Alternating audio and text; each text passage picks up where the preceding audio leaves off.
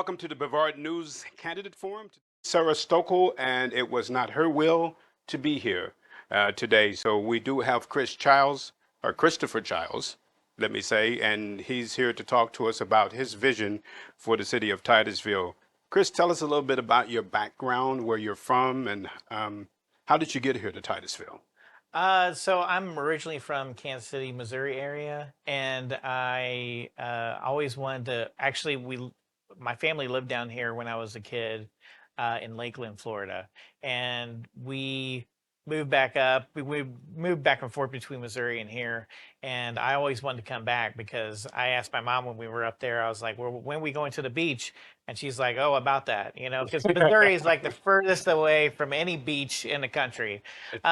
So after I became an adult and I could live wherever I wanted to, I came down to Florida and originally Cocoa Beach, and then I settled here in Titusville. But in 2008, I moved down here. So I just loved the area. Cocoa Beach was too kind of touristy, busy, and I liked the slower pace of Titusville. And loved how it was a lot of the same types of people here that remind me of back home. And so I call it home, and I love it here. I love the nature. I love just going outside, and you can see animals and wildlife just anywhere. So beautiful. So originally I wasn't I was in politics, and I talked to a lot of people, and I have a lot of stuff on my plate. But at when the city council didn't ratify and add the right to clean water amendment that was passed by the voters by over 82% in 2022, I thought to myself, I just can't sit back and just let this happen. I need to stand up for my rights and the rights of my fellow citizens that are being ignored by them not adding it to the city charter. When the citizens acted as a governing body and passed the right to clean water, no matter what you think about the actual right to clean water amendment, them ignoring the people and just defying the people and not adding it to the city charter is really it's really concerning to me. And I couldn't just sit back and say, no, I'm not going to run. I'm not going to try to stand up for myself and everyone else. Even during, because I've watched the court cases, I was at one of them when the judge was doing the hearing, and neither lawyer said, they brought it up and said that there is no precedent for this. They couldn't find any case where a city sued to stop a past amendment, a citizen referendum from being added to the city charter. They couldn't find one case anywhere. So there was nothing to go off of for any of these judges. There's nothing. The only thing they could find was a case for Cocoa Beach, where the citizens passed a referendum and the city was trying to change the building height of the amendment before adding it to the city charter. And so that case was referred to with one of the judges, and that one was they overturned the city. The judges overturned the city and said, no, you can't change building heights from something that was passed by the citizens. You have to just add it as it is. Which it is constitutional, I would Yeah, imagine, and right? there's a state statute that says their only duty is to add it to the city charter, not to see if it's legal or if it's right or if it rhymes or anything. Just add it to the city charter. I advocated in 2020 to not do mask mandates, and especially when City Council was talking about it. I think it was a government overreach on their part. I don't think they have the right to tell us to do that sort of thing. I think if people want to go out to a business and there's a big virus going around, if they want to open up their business and if they want to let people in, if the business owner wants to let people in to do it, that don't wear masks, then that's up to them. So I think that they do disregard some parts of the Constitution when they don't think it, when they don't like it, when it fits their needs. You should probably read it. If you're swearing to uphold it, you should read it. And I do trivia with some friends, and anytime something about the Constitution or when's the president and how many terms and what what age you have to be and all that. I'm the one who usually answers those questions because I love, I love reading it, I love understanding it. You have to know your rights, and if you don't exercise them, they'll get taken away. They'll just take them away, and you won't have them. And I think we need to we need to live by that Constitution every day. We need to make sure that government knows that we're paying attention and that we're not going to let them just take it from us. So we have to all stand up, and we can't do it. No one can do it by themselves. We all have to do it together. And that goes along with development as well. So we have obviously aging infrastructure. We've had some problems with sewage spills into the lagoon, and we need to do a comprehensive survey of the infrastructure so we can get a good picture of what we have.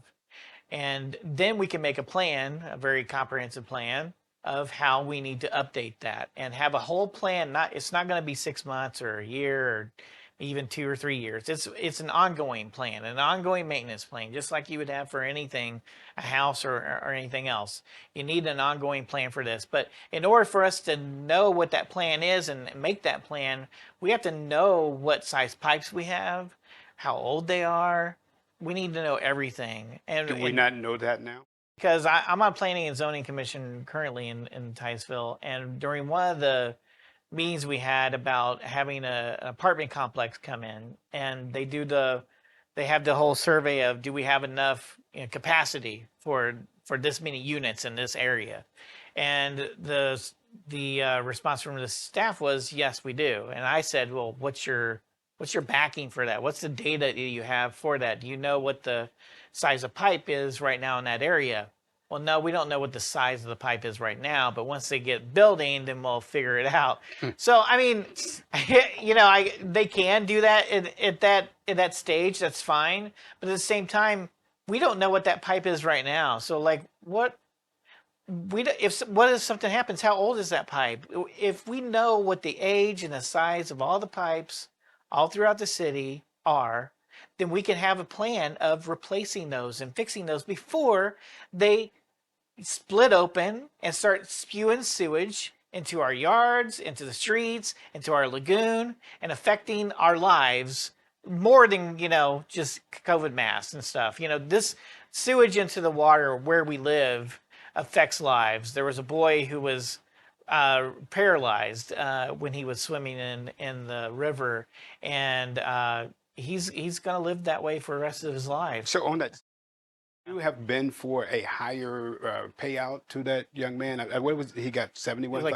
$70,000. Yeah, I'm definitely.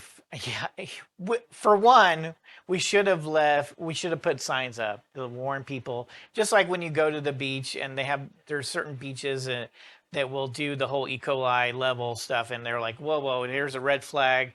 There's a warning for this beach. Don't go swim in the water. The same thing. They knew about the spill. I mean, it was obvious. It was during Christmas of 2020? Christmas, it like busted open in Sandpoint Park. They knew it was happening. They knew the sewage was there.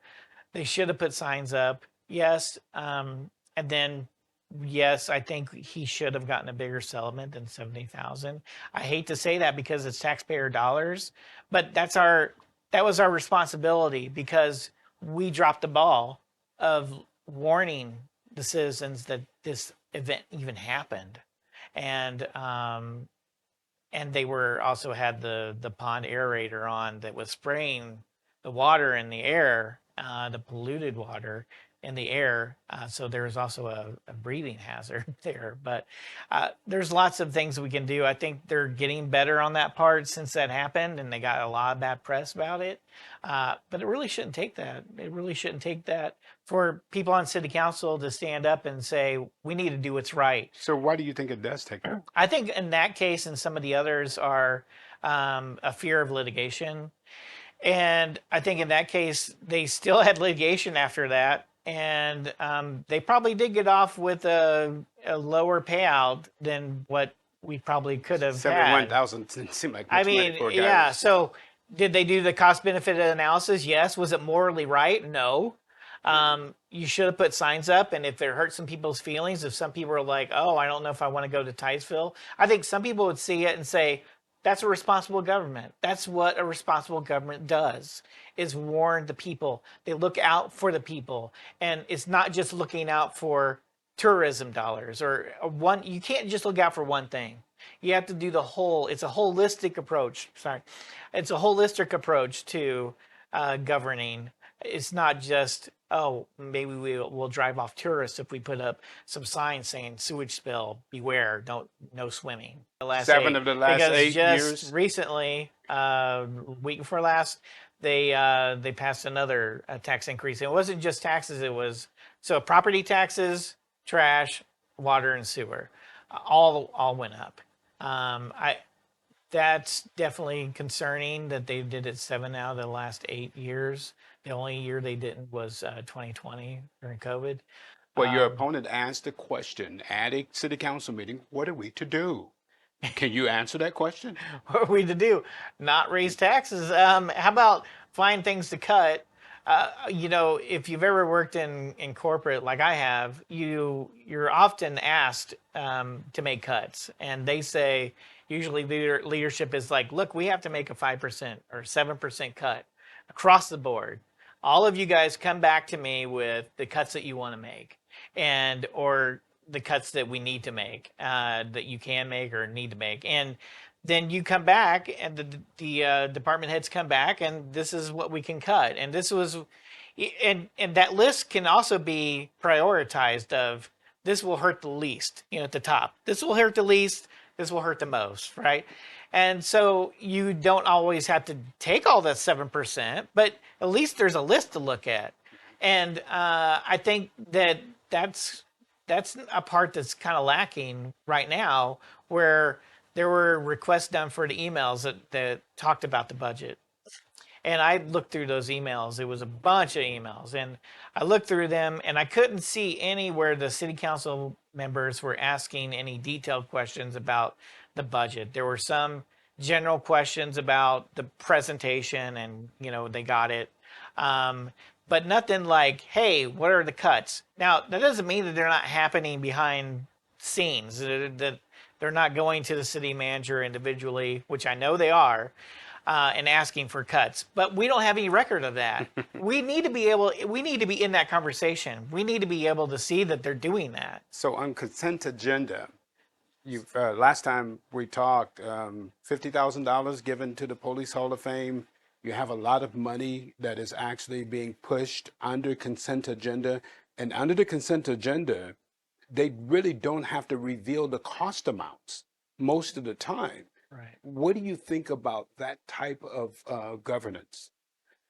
I think that they should talk about it, and I think it's a good opportunity to. I mean, so recently they talked about having a PR agent, hiring a PR agent for the city. And I think if you just have those conversations instead of just passing it without any discussion, that will help people get informed about what they're doing. So, hey, we're going to send this to the Police Hall of Fame. We're going to send this money over because of X, Y, Z. Because I think they do good things. They do this for the community or that for the community, and this is how it's going to be beneficial for us. I think But that, how do you send $50,000 to anybody, much less the Police Hall of Fame, if you don't have money and you're raising taxes? Can you reconcile yeah, that? I don't know. See, that's the problem with the consent agenda, is we don't know why they were Yeah. sending it and what the rationale was for choosing them for it, and they didn't talk about it. So I think some questions might have come up during the consent agenda items, but I don't know about that one specifically. But uh, really, they need to talk about it. So we don't know. We don't know why. Like, oh, So pass legislation without the public knowing the actual cost. because those are our representatives up there. They can make that choice of whether or not they need to discuss it or not. We can still request records and ask, the question. Do you think that's dishonest? I think, I don't know about dishonest, but I think it's concerning that they don't want to talk about it. That usually means that there could be something nefarious. I don't think In this particular case, there is. But is it buying favor for something? We don't know, and that's the problem with that is with communication, and that's something we're lacking a lot of in the city is just two-way communication. There's a lot of us asking questions and not a lot of answers coming back. Time to speak before the city council, and so normally the city gives 3 minutes. Titusville's been pretty good about that as opposed to the county. What are your thoughts on it? Do you believe that there should be only certain things that people should say when they come before the city council? What if they curse? Is that okay? When do you draw the line where freedom of speech ends, or does it? Yeah, city council meetings are a limited public forum, but I believe that anyone who comes up there should be able to speak. And if it's during petitions and requests, which are not about a specific agenda item, they should be able to speak on anything, and they should be able to call names if they want to. I don't think it's right to call people names, and I was raised not to do that. But if someone wants to go there and call staff names, call people, city council people names, that's their right to do. And you have the right under the Constitutionally, First that's pretty much Amendment covered. to Yeah. petition and redress your grievances with that's the First Amendment. So the most important, it kind of guarantees the rest of them. But they should be able to just let them go, because I know they've had problems with one in particular person, but you can't really change the rules for everybody just because of one person and you don't like that they're saying and calling you names. Just sit there, let them talk. After it's done, you can move on. I don't know about cursing, but I think there is a certain level of decorum, but calling names, as long as it's not, curse words that are children. Because my daughter does watch sometimes, and she's 5 years old. So Now some people have been removed yeah, for various reasons that the city council didn't deem that they believed to be good. right. Is that right or fair? I think And they've been removed Yeah. by the police. right. Yeah. Okay. So I think legally, the mayor does have the right. It has the authority to remove, saying what you're talking. So if you're speaking on an agenda item and it's not germane to that agenda item, the mayor does have the right under the current ordinances to say what you're speaking about is not germane, and so you need to either stop talking about it or sit down if you don't want to stop talking. They do have that. He does have that authority, or she, whoever's the mayor, has that authority to do that. Do I think it's right? No, I think they should just let them speak. It's going to be a lot less. I mean, if you're talking about how smooth the meeting's going to run, if you just let them go and just let them be done, move on. Just let them finish and you move on. Otherwise, it's like, no, I told you to stop. I told you to stop. You're not stopping. Now get out of here. What are you doing? Don't you think that's more disruptive to a meeting than just letting them go and no one's reacting? Most of the time when they've taken someone out, specifically one person, no one's reacting to him. No one is reacting to him. The only reaction comes when they're arguing over you need to sit down and go, and because you're not talking about this right item. Just let them speak, move on. So it's only 3 minutes anyway, right? Yeah. What do you think the role of government is on a local level in the lives of the people? What do I think, like the effect? I think What are they supposed to be doing? What is the role of the city council? Is the role of the city council to, for example, for the right to clean water, say to you, you didn't know what you were talking Right. about? No. I mean, what is the role? their role should be limited, very limited. It's limited to providing, the infrastructure, the water and maintaining roads, public safety, so police, fire, paramedics, things like that. So delivering those services and ensuring liberty is being respected. So I'm free to do whatever I want to do as long as I don't infringe on someone else's liberty. So that's their job, is to be that arbiter of liberty. I Beyond that, no, I don't think they should get involved that much in our lives. They need to stay in their lane. There is a whole document that outlines what a government can't do. And that's what's kind of unique about the United States Constitution, is it defines what the government can't do to you, and what you can do. But it they need to. It should be limited what So they do do. you believe that the Titusville City Council has lost perspective of the fact that the people are the government and that they are the representatives? I think that during the survey that they recent survey they did, they found that not a lot of people have faith in them to do their job, and their reaction to that Now, there to was the a letter going newspaper, around that yeah, said the opposite. They said, "Oh, this is just it a was a wonderful flawed. city, It right?" was a flawed survey. Yeah. Some people say it was a flawed survey because people had like 20%, faith in the government was going to do the right thing. I think that it went out to enough people, and it was done by a company who does surveys all the time. And but most concerning, I wasn't surprised by the results. I wasn't surprised by the results. They were when some people on city council gave their take of the survey to a news reporter. Their reaction was surprising to me because they said, I think these are some outliers. I don't think this is the majority of the people here. I don't think this survey is accurate. And I think they're out of touch with the people because I've been out there knocking on doors. I've been out at events meeting people, and most of the time they're bringing up the issues to me. They're bringing up the right to clean water to me. They're bringing up how bad the water is in their house and their tap water. They're bringing up how their yard is flooding. They're bringing up to me how the road is awful in front of their house. They're the ones bringing up the issues to me, and not the other way around. So the concerns are out there, and I think it's just a lack of listening and understanding on the city council part. First responders, and so the fire, police, and paramedics in the city. So there's been question as to whether or not some of the candidates running are favorable to the police department. Your thoughts on that?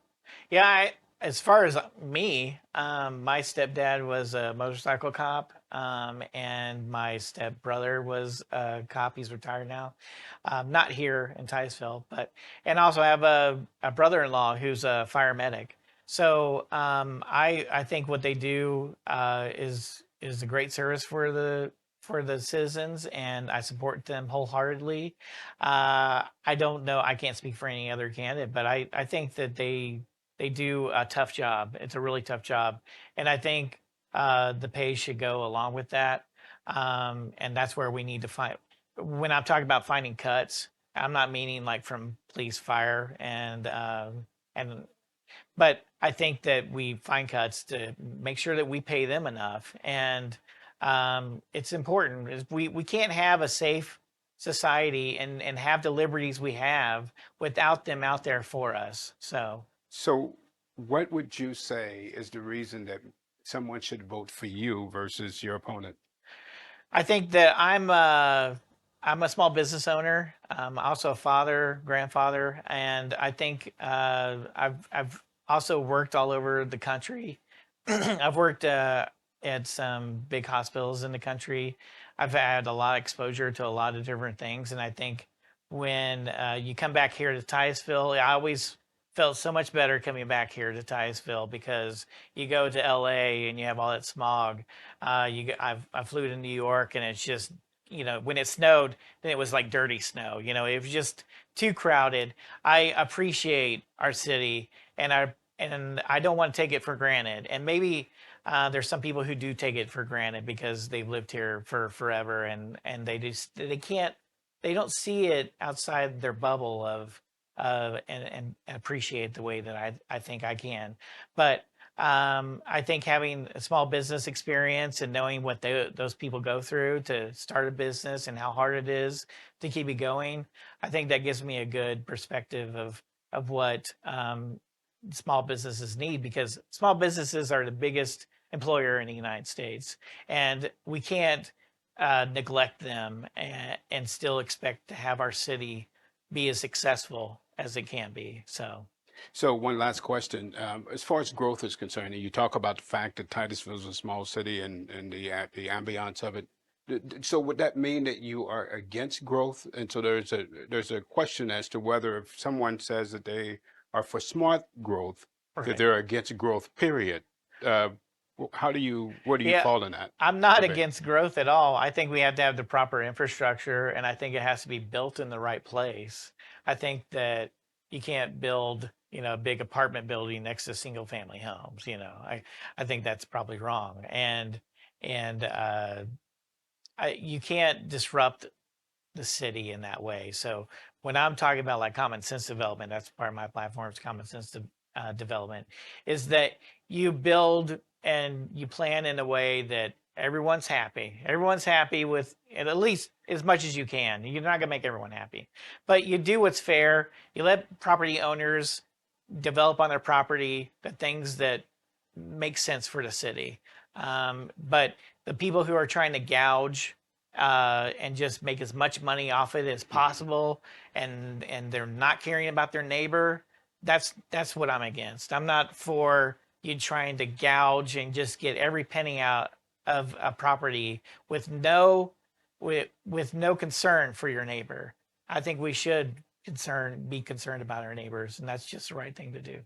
Okay, Christopher Childs, who is running for seat 2 of the Titusville City Council. Again, we asked his opponent, Sarah Stokel, to come on, and it was not her will to come on to this broadcast. And so we are thankful that Christopher Childs was able to make it, and we hope that you walk away more informed about this candidate and what he stands for in running for Titusville City Council. Thanks for joining us, and you have a wonderful week, and we'll see you next time.